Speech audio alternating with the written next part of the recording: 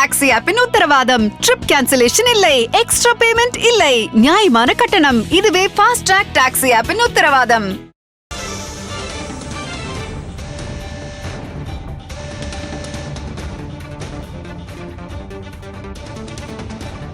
தேமுதிக அலுவலகத்திற்கு அதிமுக பொதுச் செயலாளர் எடப்பாடி பழனிசாமி வருகை தந்திருக்கிறார். நேற்றைய தினம் அதிமுக கூட்டணியில் இருக்கும் தேமுதிகவிற்கு 5 தொகுதிகள் ஒதுக்கீடு செய்யப்படுவதாகவும் அந்த தொகுதி ஒதுக்கீடு அந்த உடன்பாடு ஒப்பந்தம் கையெழுத்தும் ஆகியிருந்தது. அப்போது செய்தியாளர்களை அதிமுகவின் பொதுச் செயலாளர் எடப்பாடி பழனிசாமியும் தேமுதிகவின் பொதுச் செயலாளர் பிரேமலதா விஜயகாந்தும் கூட்டாக செய்தியாளர்களை சந்தித்திருந்தார்கள். எந்தெந்த தொகுதி என்பது குறித்த விவரங்களை கூறினார்கள். அதன் பிறகு இன்றைய தினம் தேமுதிக அலுவலகத்தில் மிக முக்கியமான ஒரு அறிவிப்பு வெளிவரும் என்றும் தேமுதிக பொதுச் செயலாளர் பிரேமலதா விஜயகாந்த் செய்தியாளர்கள் சந்திப்பின் போது கூறியிருந்தார். அதனையொட்டி தேமுதிக அலுவலகத்திற்கு எடப்பாடி பழனிசாமி வருகை தந்திருக்கிறார். தற்பொழுது விஜயகாந்தின் நினைவிடத்தில் எடப்பாடி பழனிசாமி அஞ்சலி செலுத்தி வருகிறார்.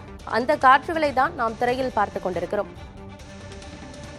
விவரங்களோடு செய்தியாளர் சந்தானம் இணைந்திருக்கிறார்.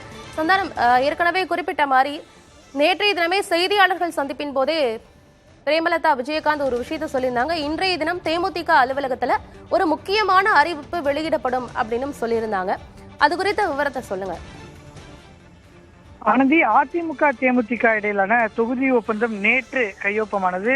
ஏற்கனவே பார்த்தீங்கன்னா இந்த பேச்சுவார்த்தையே பார்த்தோன்னா முதல்ல அதிமுக சார்பில் தேமுதிக வீட்டுக்கு வந்தாங்க. அதுக்கு தொடர்ந்து அதிமுக தலைமை கழகத்துக்கு தேமுதிக பேச்சுவார்த்தை குழு சென்றனர். நேற்று பிரேமலதா விஜயகாந்த் நேற்று அங்கு கையொப்பமிடும் போது எடப்பாடி பழனிசாமி நாளை கட்சி அலுவலகத்துக்கு வருவார் என தெரிவித்தார். இந்த சூழல் தான் தற்போது அதிமுக பொதுச் செயலாளர் எடப்பாடி பழனிசாமி, துணை பொதுச் செயலாளர் KP முனுசாமி, அதே போன்று முன்னாள் அமைச்சர்கள் தங்கமணி, வேலுமணி, ஜெயக்குமார், பொள்ளாச்சி ஜெயராமன் உள்ளிட்ட அதிமுகவினுடைய முக்கிய நிர்வாகிகள் அனைவருமே தற்போது தேமுதிகவினுடைய தலைமை அலுவலகத்துக்கு வந்து மறைந்த தேமுதிகவினுடைய நிறுவன தலைவர் விஜயகாந்தனுடைய உடலுக்கு நினைவிடத்துல மரியாதை செலுத்தினார்கள். அதனைத் தொடர்ந்து தற்போது தேமுதிகவினுடைய கட்சி அலுவலகத்துல தேமுதிகவை நிர்வாகிகளையும் எடப்பாடி பழனிசாமி சந்தித்து பேசியிருக்கார்.